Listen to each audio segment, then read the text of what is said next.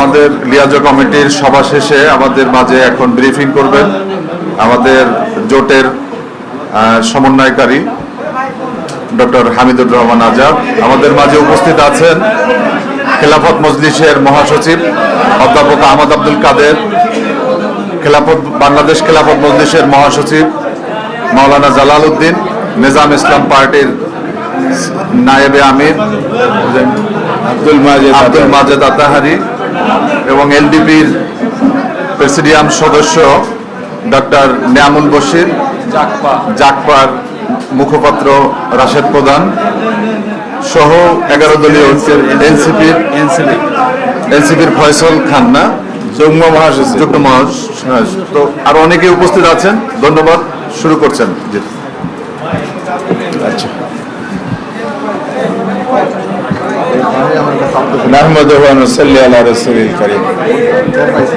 সম্মানিত সাংবাদিক বন্ধুগণ, আসসালামু আলাইকুম। সবাই আশা করি ভালো আছেন। রমজানের দিন সামনে ঈদ, সবাইকে আগাম ঈদের শুভেচ্ছা। আজকে আমাদের 11 দলীয় যে ঐক্য আছে, এই 11 দলীয় ঐক্যের লিয়াজো কমিটির বৈঠক ছিল সকাল 11টায়। বাংলাদেশের বিরাজমান রাজনৈতিক পরিস্থিতি নিয়েই আমরা এই বৈঠকে আলোচনা করেছি। আমাদের 11 দলের লিয়াজো কমিটিতে যারা আছেন ইতিমধ্যে আপনারা নাম শুনেছেন। এখানে এনসিপি, বাংলাদেশ খেলাফত মজলিস, তারপরে জাটপা, এলডিপি, আপনারে আমাদের নিজাম ইসলামী পার্টি, তারপরে মুস্তাফিজুর ইরান ভাইয়ের যে লেবার পার্টি, তারপরে এবি পার্টি, সবার প্রতিনিধি এখানে ছিলেন। আমরা বিদ্যমান পরিস্থিতি নিয়ে আলোচনা করেছি এবং সকলেরই উদ্বেগ এবং উৎকণ্ঠা, আজকে দেশবাসী যেভাবে উদ্বিগ্ন সেটা আজকের বৈঠকে উঠে এসেছে। প্রথম কথা হচ্ছে, বাংলাদেশে দীর্ঘদিন পর একটি নির্বাচন হয়েছে ত্রয়োদশ সংসদের। জনগণ আশা করেছিল একটি সুষ্ঠু অবাধ নির্বাচন হবে। অন্তর্বর্তীকালীন সরকারের মাননীয় প্রধান উপদেষ্টা, নির্বাচনের কমিশন বা প্রধান নির্বাচন কমিশনার সহ সকলেরই সবসময় একটি বক্তব্য আমাদের সামনে এসেছিল, সেটা হচ্ছে ইতিহাসের সেরা নির্বাচন। ইতিহাসের সেরা নির্বাচন হয়েছে, তবে সুষ্ঠু নির্বাচন যে সেরা নির্বাচন, জনগণের ভোটাধিকারের প্রতিফলন, সেই নির্বাচনটা হয়নি। নির্বাচনে হই হাঙ্গামা কম হয়েছে, তুলনামূলকভাবে এটা গুণগত পরিবর্তন, কিন্তু জন আকাঙ্ক্ষার যে বাস্তব নির্বাচনের মাধ্যমে সেটা হয়নি। ইতিমধ্যে এটা প্রতীয়মান হয়েছে। কিভাবে? যারা ইলেকশন আজান শেষ হলে আবার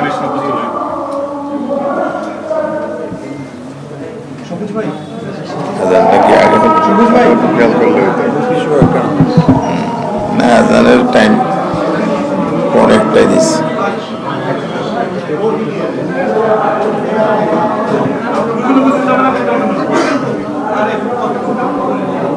বড় বড় বোম বানাইছে, জায়গা হয় না।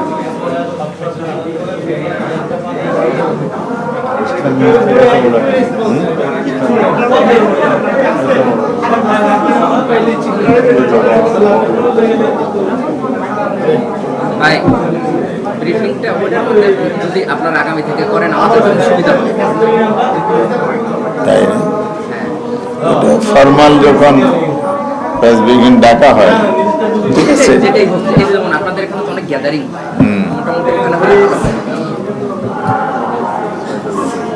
কেউ পাচ্ছে কেউ পাচ্ছে। পাচ্ছে না স্পেস ছোট। হ্যাঁ স্পেসটা ছোট না।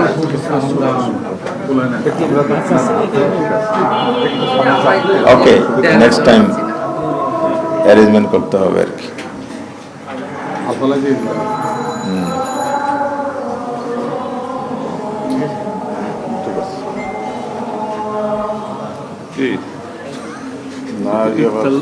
হ্যাঁ, বিপদে পড়ে গেছিলাম। আমার মতো বিপদ নেই, পিছিয়ে আছি, আমার মতো ব্যাগ ঠেকতে যায় না। আপনি সামনে দেখেন না, সবচেয়ে সুবিধা হয়েছে নেই ব্যাগে, কোথায় রাখবো চিন্তা করতে হচ্ছে না। আমরা এই যে রাখছি হাতে, কেউ দেখবে না, আল্লাহ ছাড়া।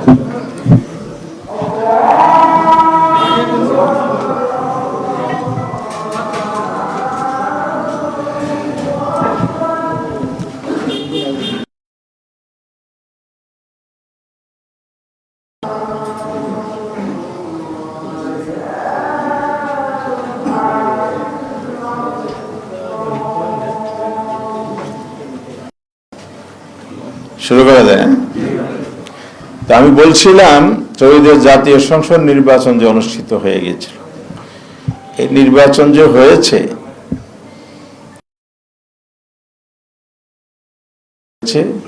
যেটার কিছু জবাব অন্তর্বর্তীকালীন সরকার যে নির্বাচন পরিচালনা করেছে ইলেকশন কমিশনের মাধ্যমে, তাদের উপদেশ একজনকে তো মন্ত্রী পরিষদে অন্তর্ভুক্ত করেই পরিষ্কার করা হয়েছে যে তারা ইলেকশন ইঞ্জিনের সাথে মূল কারাগারে জড়িত। আবার আরেক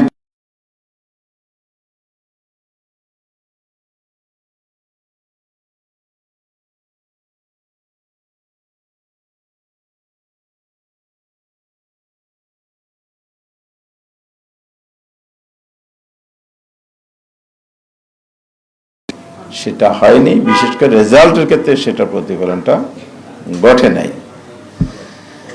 তারপরে ইলেকশন আমরা জাতির বৃহত্তর স্বার্থে মেনে নিয়েছি, শপথ নিয়েছেন আমাদের নির্বাচন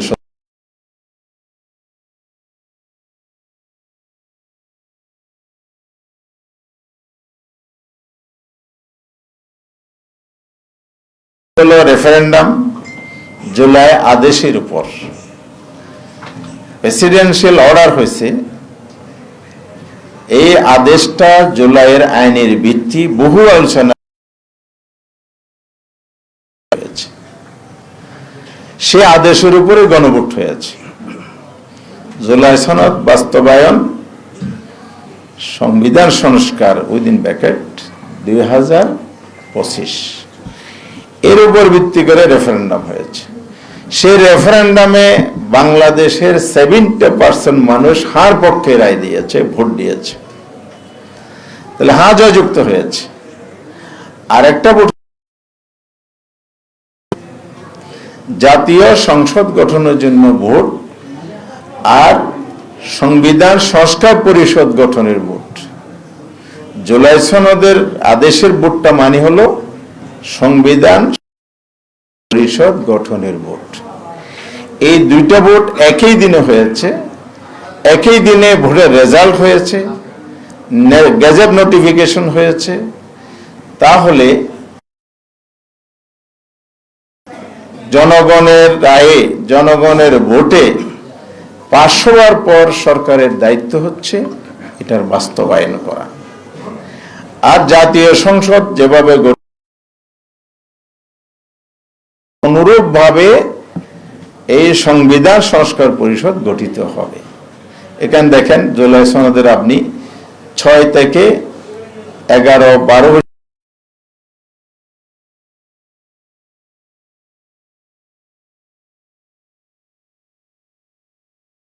পিছনে 72-তে যেটা বলা আছে, ঠিক আছে, যে আমাদের সংসদ নির্বাচনের পরে সংসদ অধিবেশন কিভাবে ডাকবে।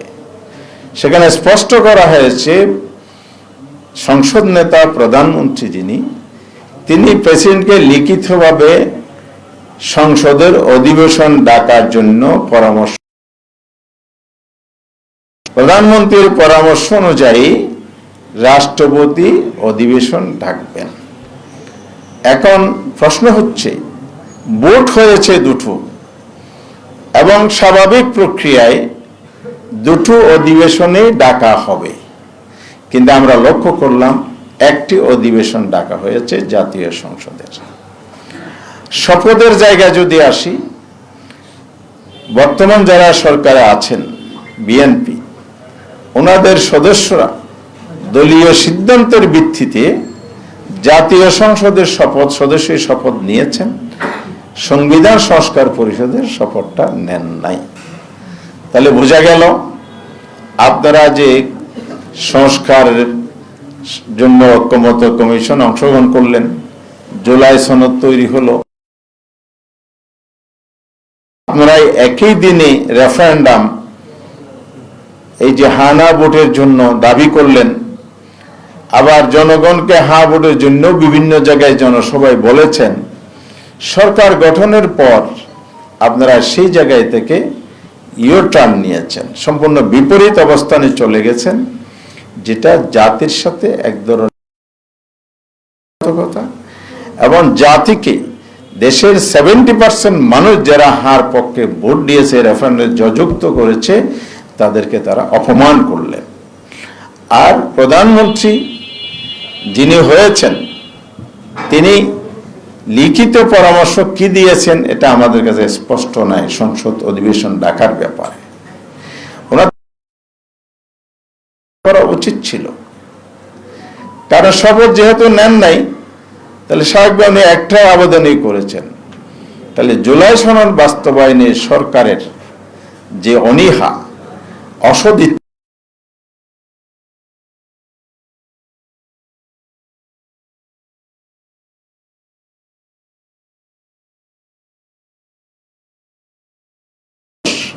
কিন্তু আজ পর্যন্ত সংবিধান সংস্কার পরিষদের কোনো অধিবেশন ডাকা হয় নাই। এ নিয়ে আমরা উদ্বিগ্ন, আমরা উদ্বেগ প্রকাশ করেছি।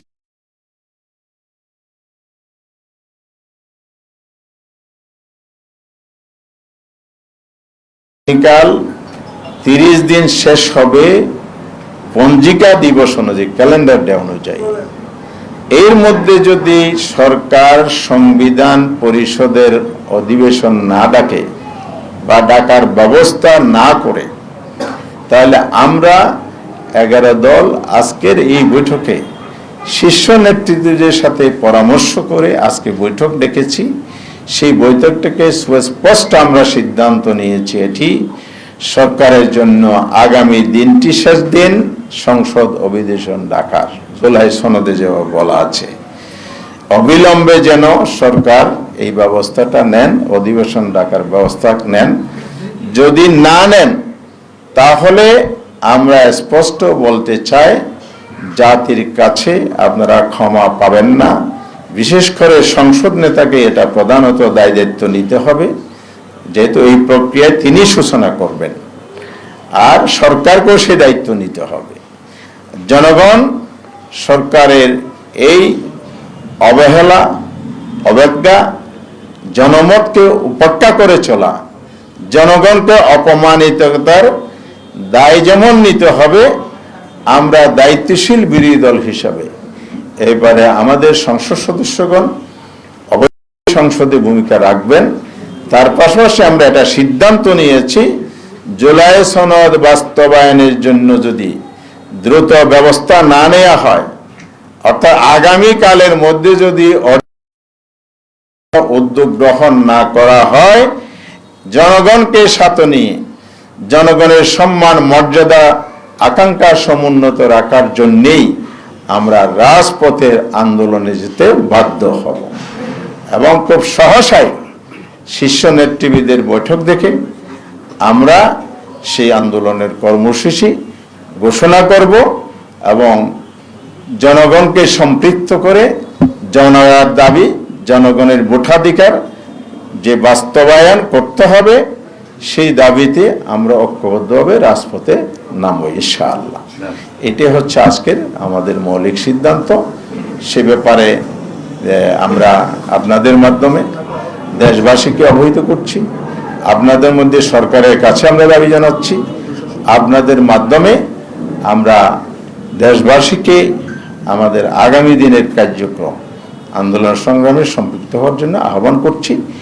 আমরা ইতিমধ্যে এই বিরোধী দলের অবস্থানটা ব্যক্ত করেছি। আমাদের বিরোধী দলীয় নেতা বাংলাদেশ জামায়াত ইসলামী আমির ডক্টর শফিকুর রহমান ইতিমধ্যে উনি বলেছেন, সংসদে আমরা গঠনমূলক ভূমিকা রেখেই সরকার সহায়তা করতে চাই।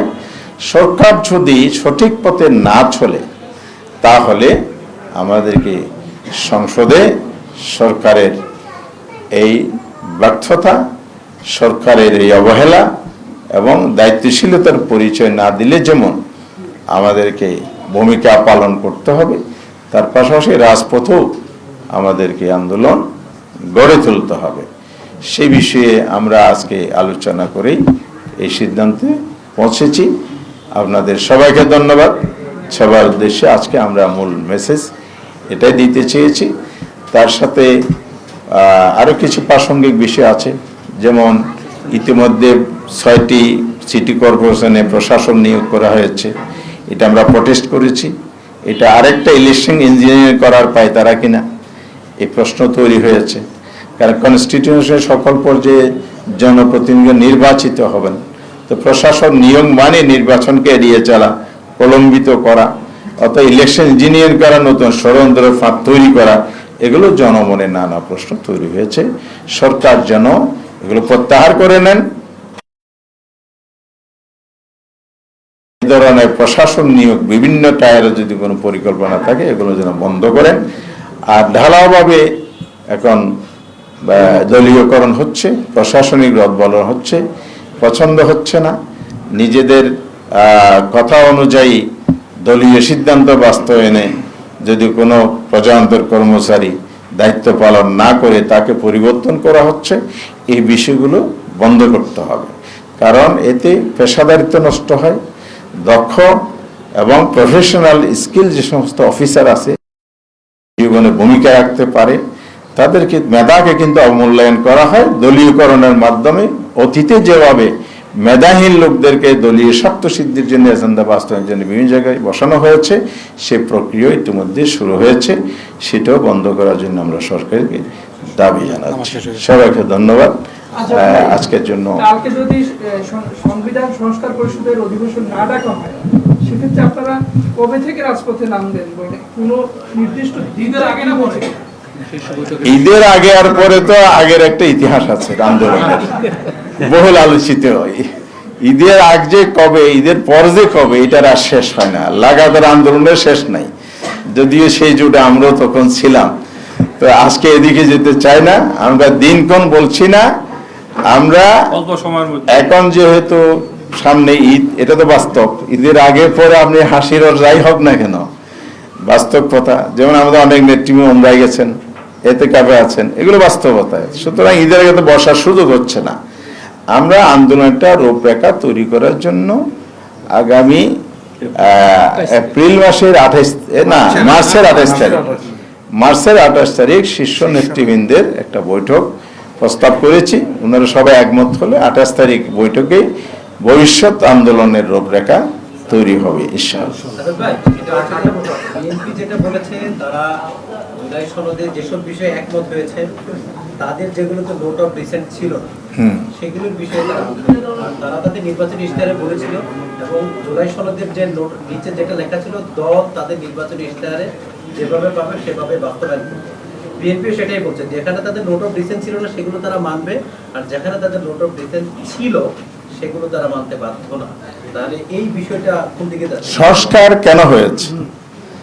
বিগত দিনে অনেক আবর্জনা পরিষ্কার করতে হবে এবং সাংবিধানিক প্রতিষ্ঠান সহ সংবিধানের বেসিক স্ট্রাকচারের মধ্যে এবং বিভিন্ন পর্যায়ে কাটাছিটা করে পঞ্চদশ সংশোধনের মাধ্যমে সংবিধানের মূল ক্যারেক্টারটা নষ্ট করা হয়েছে, যার মধ্যে দিয়ে ফেসিবাদের উত্থান হয়েছে, স্বৈরতন্ত্রের জন্ম হয়েছে, গণতন্ত্রহীনতা, অনেক কিছু হয়েছে। এই জায়গা থেকে বেরিয়ে আসার জন্য রাষ্ট্রকে ভবিষ্যতে আমরা কিভাবে গড়তে পারি, সেজন্য ঐক্যমত্য কমিশন আমরা সবাই মিলে কিন্তু জুলাই সনদ সংস্কার করার জন্য করেছি। এখন আপনি যদি বলেন আমার এটা মানি, ওটা মানি না, তো তো এক শিশুকে যখন মা ওষুধ খাওয়াইতে চাইলো তখন ওষুধ খাইতে চায় না, কি করলো, মিষ্টির ভিতর ওষুধ ঢুকাইয়া বাচ্চার মুখে দিল, বলে আমি তোমার জন্য পানি নিয়ে আসি। তো বাচ্চা দিগুলো ওষুধ খেয়েছো? হ। মিষ্টি খেয়েছো? হ মিষ্টি তো খেয়েছি, কিন্তু বিচি ফেলে দিয়েছি। তার মানে ওষুধটা ফেলে দিয়েছে, ওষুধটাতে মূল কাজ। তা মিষ্টি খেয়ে তো ওষুধ সারবে না, জ্বর সারবে না। এখনো যদি আপনি সংস্কার যদি বেঁচে এসে মানেন, তাহলে তো আগের জায়গায় চলে গেলেন। আমার দলীয় ইন্টারেস্টটা রক্ষা করলাম, তাহলে তো রাষ্ট্রের সংস্কার হবে না, ওষুধ রোগ নিরাময় কিন্তু হচ্ছে না, কারণ আপনি রোগ নিরাময়ের জায়গায় পৌঁছতেছেন না। এই ধরনের যদি পছন্দ অনুযায়ী সংস্কার করা হয়, গণভোট হওয়ার পরে তাহলে সেটা জনগণ মানবে না। কেন মানবে না? জনগণ কিন্তু জুলাই আদেশের উপর বাস্তবায়ন গণরায় দিয়েছে, গণভোট হ্যাঁ দিয়েছে। তো জুলাই আদেশ 100% বাস্তবায়ন করতে হবে, কারণ এটা পাবলিক প্রপার্টি, এখন জনগণের সম্পদ। জনগণের হ্যাঁ ভোটের মাধ্যমে জুলাই আদেশটা আইনি স্বীকৃতি পেয়ে গেছে, সরকারের নৈতিক দায়িত্ব এবং সাংবিধানিক বাধ্যবাধকতা, যেহেতু এটা একটা প্রেসিডেন্ট অর্ডার হয়েছে। এই অর্ডার বাস্তবায়ন করার জন্য সরকারকে অবশ্যই এই দায়িত্ব পালন করতে হবে। এই জন্য আমরা জুলাই সনদের কোনো আংশিক বাস্তবায়ন চাই না, পূর্ণাঙ্গ বাস্তবায়নই আমরা চাই। যেমন ওনারা আমাদেরকে বলেছিলেন ডেপুটি স্পিকারের নাম প্রস্তাব করেন, আমরা উদারতার সাথে বলি আপনারা উদার হন। তা আমরা বলেছি আপনারা একটু জুলাই সনদটা বাস্তবায়নে উদার হন, তাহলে তার সমস্যা থাকে না। তখন বিরোধী দল একটা রাইট এস্টাবলিশড হবে। এখানে তো কোনো কেউ কাউকে অফার করার বিষয় না। জুলাই সনদের মধ্যে ডেপুটি স্পিকার বিরোধী দল থেকে হবে এটা বলা আছে। অর্থাৎ একটি একটি বলতে গেলে সবগুলোই আমরা লক্ষ্য করছি।